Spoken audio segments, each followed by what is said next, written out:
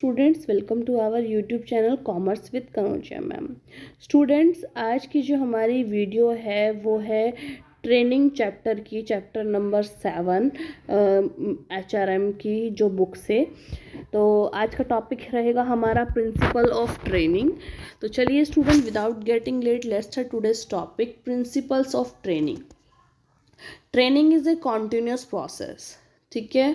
क्योंकि देखिए ट्रेनिंग क्या होती है, हमेशा हमें पुराने एम्प्लॉयज़ को भी और जो नए आने वाले एम्प्लॉयज़ हैं उनको भी प्रोवाइड करवानी पड़ती है। और जैसे जैसे नई नई टेक्नोलॉजीज आती हैं, मॉडर्नाइजेशन का कंसेप्ट आता है, वैसे वैसे हमें ट्रेनिंग प्रोवाइड करनी पड़ती है। इसलिए ट्रेनिंग जो है एक कॉन्टिन्यूस प्रोसेस है। It involves lot of time and expenditure, time भी लगता है इस पे और खर्चा भी लगता है। It is therefore essential that training program be organized after due consideration. Training program should be prepared in the light of the requirement of the organization as well as the training.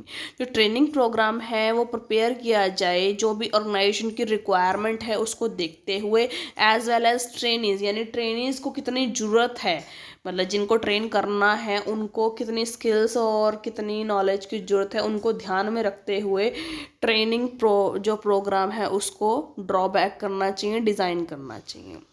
A successful training program calls for careful selection of important fields of training. एक successful जो training programme है calls for careful selection of important fields of training, ताकि इसमें ये होता है कि ये देखना चाहिए हमें कि केयरफुल सिलेक्शन करना चाहिए इंपॉर्टेंट फील्ड, कि ट्रेनिंग के कौन कौन से इंपॉर्टेंट फील्ड रहेंगे उसको ध्यान से सेलेक्ट करना चाहिए. It is also essential to have proper atmosphere for training, और ये भी बहुत ज़रूरी है कि जो ट्रेनिंग के लिए प्रॉपर एटमॉस्फेयर भी होना चाहिए, ठीक है. अब हम कुछ जो प्रिंसिपल्स हैं ट्रेनिंग के वो पढ़ेंगे. According to Flippo, a good training programme should be based on following principle. इन प्रिंसिपल पर बेस्ड होना चाहिए एक ट्रेनिंग प्रोग्राम. फर्स्ट है प्रिंसिपल ऑफ मोटिवेशन. मोटिवेशन के प्रिंसिपल, क्योंकि ट्रेनिंग में मोटिवेशन प्रोवाइड किया जाता है. तो देखिए, to render training effective it is essential that it should motivate the trainings to undergo training. कि मोटिवेट करने वाला होना चाहिए एक ट्रेनिंग प्रोग्राम अपने ट्रेनीज को. Trainees must be made aware as to what needs to their will be satisfied by training so that they get training with keen interest. उनको ये पता होना चाहिए कि हमें जो चाहिए वो हमें किससे मिलेगा, ट्रेनिंग से मिलेगा, और जो भी उनकी नीड है वो उससे सेटिस्फाई होगी, इसलिए ताकि वो ज़्यादा से ज़्यादा इंटरेस्ट लें ट्रेनिंग प्रोग्राम के अंदर. Once the trainees are convinced that they will get more salary, appreciation और even promotion, they will take training with full enthusiasm. जब उन्हें पता चल जाएगा कि हमें यहाँ से एक्स्ट्रा सैलरी मिल सकती है, हमारा प्रमोशन हो सकता है, हमारी डेवलपमेंट हो सकती है, तो वो ज़्यादा से ज़्यादा जो है पैशनेट होकर ट्रेनिंग जो प्रोग्राम में भाग लेंगे, ठीक है. Principle of practice. To increase efficiency this principle lays emphasis on practice and repetition. देखो, एफिशिएंसी इंक्रीज करने के लिए प्रैक्टिस, ज़्यादा से ज़्यादा अभ्यास बढ़ाया जाता है और उसी काम को दोबारा से दोबारा करवाया जाता है, रिपीट कराया जाता है. To render training effective it is essential that trainings be put on continuous practice. कि भाई ये अगर ट्रेनिंग को इफेक्टिव बनाने के लिए ये देखा जाता है कि जो ट्रेनर से जो काम करवाया जा रहा है, ट्रेनिंग से जो काम कराया जा रहा है वो कॉन्टिन्यूस प्रैक्टिस के बेस पर हो, ठीक है. Principle of individual differences. Ordinary training should be given training collectively, इकट्ठी उनको ट्रेनिंग दी जाती है. While imparting training, individual differences among the trainees must be kept in mind. Training को इम्पार्ट करते टाइम ये भी ध्यान रखना चाहिए कि हर ट्रेनीज के अंदर कुछ इंडिविजुअल डिफरेंस हैं, उनको हमें ध्यान में रखना है. This differences can be physical और मेंटल, मतलब कि हर बंदे की फिजिकली जो पावर होती है वो भी अलग होती है, मेंटल पावर होती है वो भी अलग होती है. तो ये डिफरेंसेस किसी पे भी बेस हो सकते हैं, फिजिकली भी हो सकते हैं और मेंटली भी हो सकते हैं. Beside training requirement of each trainee में ऑल्सो बी डिफरेंट. और जो देखो, हर ट्रेनीज की ट्रेनिंग रिक्वायरमेंट भी अलग अलग होती है. किसी के पास वो उसको किसी को स्किल्स आती हैं, किसी को नहीं स्किल्स आती, किसी को इस चीज़ की नॉलेज चाहिए, किसी को उस चीज़ की नॉलेज चाहिए. हर बंदे की डिफरेंट हो गया, ठीक है. तो इंडिविजुअल डिफरेंस को भी हमें देख के चलना है. Training should therefore B imparted keeping in a view the needs and aptitude of training, इसलिए उनको इम्पार्ट कर दिया जाएगा उनकी नीड के अकॉर्डिंग, ठीक है। Principle of progress, training becomes effective only when the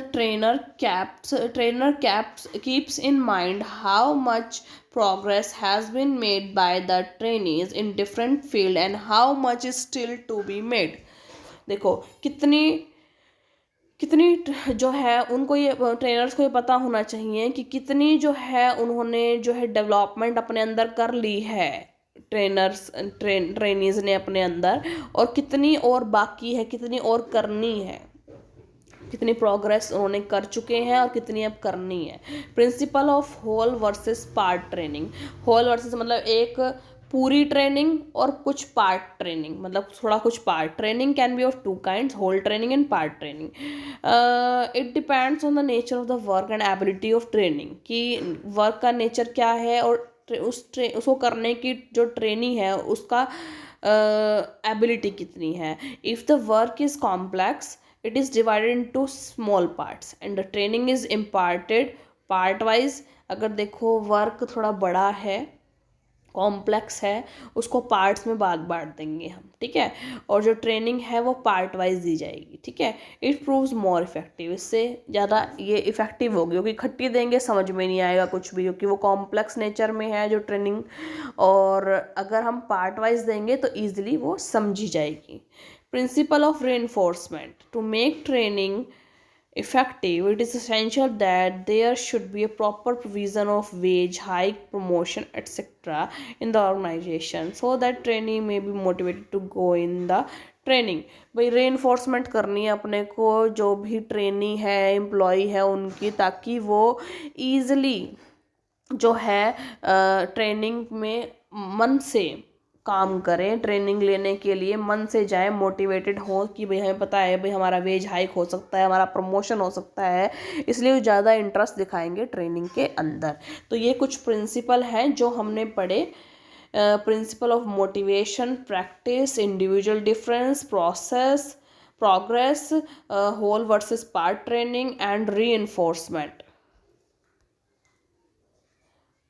तो स्टूडेंट्स इन सब मेथड्स को अपना कर जो मोटिवेशन है, मीन्स हमें मोटिवेट करना है ज़्यादा से ज़्यादा एम्प्लॉयज़ को कि वो ज़्यादा से ज़्यादा पार्टिसिपेट करें हमारी ऑर्गेनाइजेशन के अंदर, जो ट्रेनिंग प्रोग्राम चल रहा है उसके अंदर, ताकि उनको ये लगे कि ज़्यादा से ज़्यादा हमें अगर हम ज़्यादा से ज़्यादा अच्छी स्किल्स अपने अंदर लेके आएंगे तो हमारा प्रमोशन हो सकता है, हमारी सैलरी बढ़ सकती है, तो उनको मोटिवेशन मिलेगा। प्रैक्टिस में क्या होगा, ज़्यादा से ज़्यादा वो प्रैक्टिस करेंगे और ट्रेनिंग के अंदर ज़्यादा से ज़्यादा रेपुटेशन आएगी, तो ज़्यादा से ज़्यादा अच्छी स्किल्स उनके अंदर आएगी, क्योंकि practice make a man perfect, जितनी ज़्यादा प्रैक्टिस की जाएगी उतना वो खिल के निकलेंगे, ठीक है ना।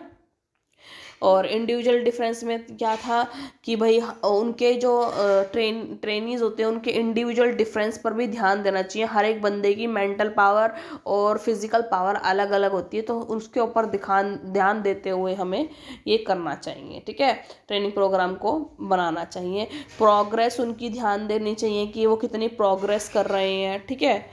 आगे हमें ये देखना है कि ट्रेनिंग होल पार्ट में देनी है। भाई अगर कोई कॉम्प्लेक्स नेचर में ट्रेनिंग है तो हमें वो उसको एक पार्ट में डिवाइड कर देना है, और फिर पार्ट वाइज हमको क्या प्रोवाइड करनी पड़ेगी, ट्रेनिंग प्रोवाइड करनी पड़ेगी। इसलिए तो हमें ये देखना पड़ेगा कि ट्रेनिंग का नेचर है वो कैसा है।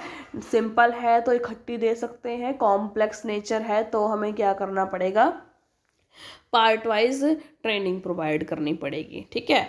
और रीइंफोर्समेंट में क्या है कि उन्हें ये पता होना चाहिए ट्रेनीज को कि अगर हम अच्छे से काम करेंगे, नई नई स्किल्स अच्छे से सीखेंगे और ट्रेनिंग प्रोग्राम में अच्छे से भाग लेंगे तो हमारी वहाँ से वेज हाइक हो सकती है, हमारी प्रमोशन हो सकती है।